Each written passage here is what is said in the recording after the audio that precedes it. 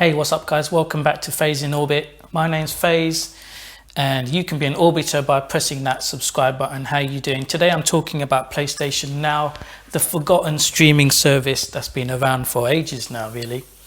I'll be talking about what's the difference between PlayStation Plus and PlayStation Now, because there's still some people that get confused about that. I'll be talking about my experiences of PlayStation Now over the last 7 or 8 months or so and why I still think that it's relevant really. Also, I'll be going into it and showing like PS2 games, PS3 games, some of the catalogue, some of the exclusives. What does it mean to download? What's the resolution when you stream? I'll be talking about things like that. So let's get straight into it. Yeah, if you're new, hit that subscribe button, hit that like button. So let's go. First of all, that's what it looks like with the symbol. First of all, there's a difference between PlayStation Plus and PlayStation Now, although they're both subscription services, okay? PlayStation Plus allows you to play online and they give you a couple of free games a month, even more sometimes, right? AAAs, AA's, indies, like whatever. Every month they give you a couple of games, but the main thing is that you can play online, like Call of Duty, whatever it is.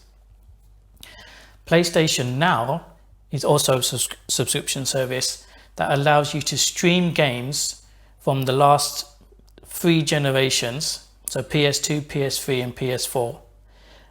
It also allows you to download PS4 games just as if you were to buy it digitally or to buy the physical copy and use it. So that's the main differences. They do say with PS Now that you have a library of up to 800 games. I haven't counted really, but 800 games, I don't know if they do have that much. Seems a bit inflated to me, but yeah, you can get PlayStation Now here in the UK for around, it's like £49.99. You do get the PlayStation deal a couple of times a year, so I got mine for £32 for 12 months, which is really cool. 1 month it's like £6.99 and 3 months it's like 20 quid, something like that.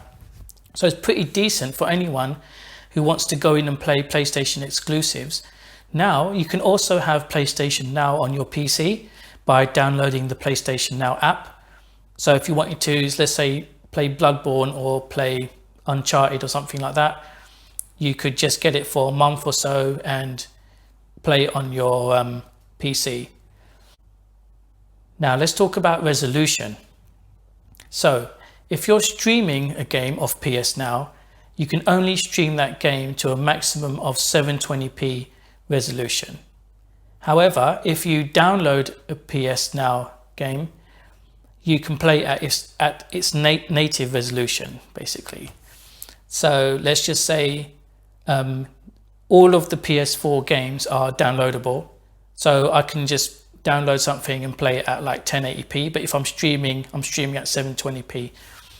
Now, if you go over to the PS Now Reddit forum, it's a good place to check up on what people are saying, this and that. And people do say that sometimes there's issues with the PC application. So that's something to consider. And they also say that some people's internet's not that great. I've found even though when I had my old internet subscriber, I only had about maybe 8 or 9, no, I had about 11 or 12 download. And that was quite good. Like that was enough for me to play. So it's not too bad. I'd say that it's been really stable for me, to be honest with you. The other thing is that if you do download a game, like I downloaded City Skylines when it was available, and then the game goes from PS Now, because games only stay, especially the big AAA ones, they only stay for a certain time. So Spider-Man stayed for 6 months, Control stayed for like 5 months before it went away. If it goes away, and I still wanted to play that game later on, if I go into the PlayStation Store and I clicked on City Skylines, it will give me the option of buying the game for £35, which is full price, or I can buy the reduced version for like £7.99, which is really cool.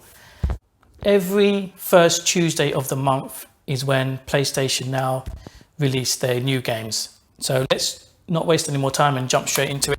See what it looks like on your dashboard. If you download PlayStation Now games, like I downloaded Mafia 3, it will just look like a normal game that you've purchased.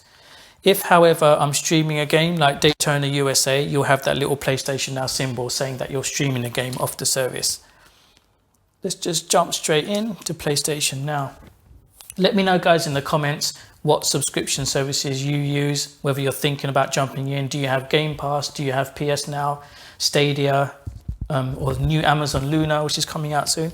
So this is what the dashboard looks like, first of all. So you've got the recently viewed games, trendings, a bit like Netflix or something like that. Let's go. So you've got your home, your games, and browse and search. So I'll go through all of those quickly. In terms of your home, it shows you new games added monthly. It tells you when they're available. So Resident Evil is available until 30th of November, as it says here, at which point then it will go. Last month we got Resident Evil, we got W2K19, and we got Hitman 2, that's it. So I was waiting for that. So it shows you here what's hot, what's recommended, etc., what's trending. So it's pretty cool. Now, if I go to browse, let's go there first of all. You can browse by what they call PS Now collection, exclusives, and then PS2, PS3 indies. Let's go to PS2 first of all.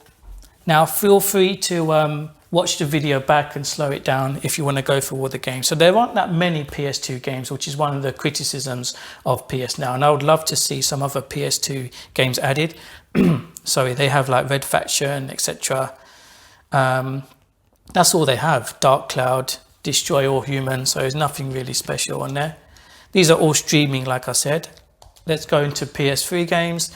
They got much more PS3 games, and they have a lot of JRPGs as well, as you can see here. You got the whole Batman collection, you got the whole Bioshock collection, you've got the whole Killzone collection, you've got the whole Uncharted collection, Castlevania, Borderlands, as you can see, Dead Space 3. So there's a very Fallout collection. So there's a very extensive catalogue of PS3 games. Like I said, you can always slow it down and go through it. You've got all the Lego games on there. So it's really cool. Ratchet and Clank as well, with the new Ratchet and Clank coming out on PS5 soon. So you can always just get a subscription, jump in there. There's like 5 Ratchet and Clank games. Red Dead Redemption 1, which I went back and played, which is a 10-year-old game. Some Resident Evil games, like you see, Code Veronica, etc. And yeah, so Sonic, for example, Spec Ops, which I played. So there's loads of different games that you can play on PS3. Some of the Yakuza games as well. Let's jump into PS4, have a quick look. So here are all the PS4 games. Bloodborne, which is the exclusive. I'll go into the exclusives in a minute. Dead Cells, which is a really good indie. They released that next month. So what they normally do is they release 2 kind of AA, AAA titles a month, and then they'll release 1 indie with it. So Dead Cells was the month before. Last month was like that neighbor game where that neighbor's chasing someone, whatever that is. Everyone's Gone to Rapture. You got some Final Fantasies on there. Heavy Rain. So yeah, Little Big Planet, Limbo.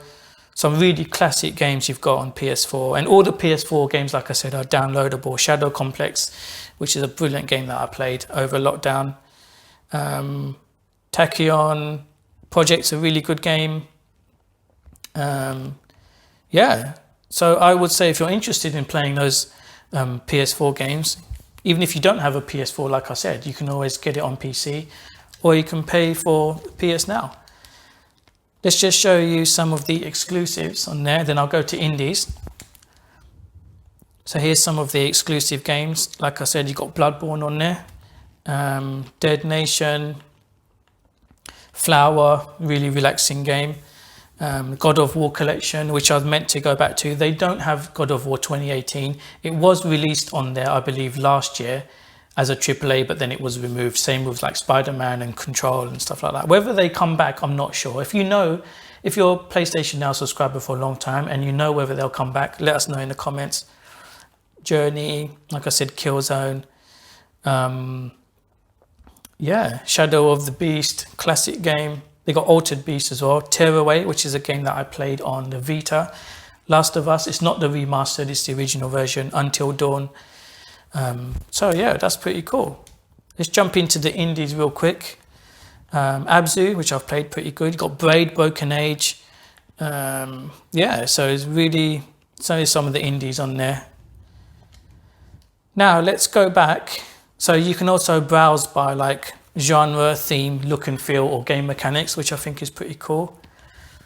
So we have this section called Your Games, where you can add like a wish list of games that you want to play, and it shows you what you've already played. So here, recent games that I've played.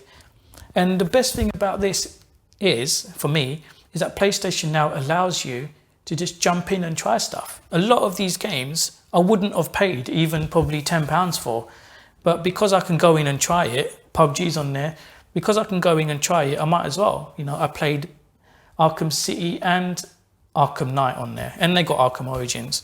It's pretty cool. So here's my list of games that I'm looking to play. So when I see something, I can just add it to the list. I've got like Darkness 2, Get Evan, Beyond, like all these games on there that I can just check out. So if I'm sitting around one day, I can just fire up like Dirt Rally and have a game of it. So yeah, that's that. All in all, I think that PlayStation now is still relevant. However, going forward, because of the competition around, and although the Game Pass model is slightly different, and that I do think that PlayStation need to improve PlayStation Now for the PS5. At least they should link PlayStation Now and PlayStation Plus together. But for the time being, if you're sitting around and you want to check out some PlayStation exclusives, with or without having a PlayStation 4, I think that it's a really cheap and good way to do it. Like I said, I've paid like £32 for the year. I'm about 8 months into it, and it's more than paid for itself. Because even if I was to pay Red Dead Redemption 1, it would still be like £7 or £8 for the physical copy. So I must have played I probably finished or beaten about 8 or 9 games on there. So it's more than paid for itself. So yeah, guys, thanks for watching. Let me know what you think. What do you think about streaming services? What will you be doing for the next gen? What do you think about PS Now? Remember, hit that subscribe button on this channel. You've got lifestyle videos, football videos, gaming videos, movie, book reviews, like loads of stuff coming. Yeah, so thanks a lot for watching, and I'll see you on the next one.